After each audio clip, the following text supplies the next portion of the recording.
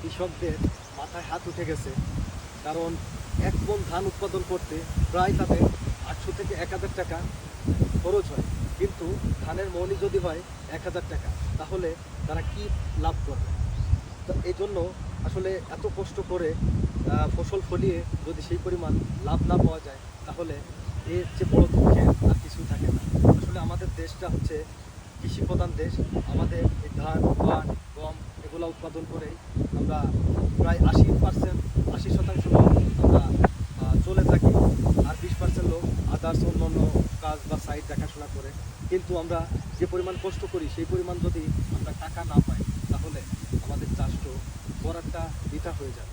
সুতরাং সরকারকে একটা কথাই বলবো যে কৃষকরা এত কষ্ট করে ধান ফলায়, আপনারা তাদের ন্যায্য মূল্যটা দেওয়ার চেষ্টা করবেন, যাতে কৃষক বেঁচে থাকে। ধন্যবাদ সবাই।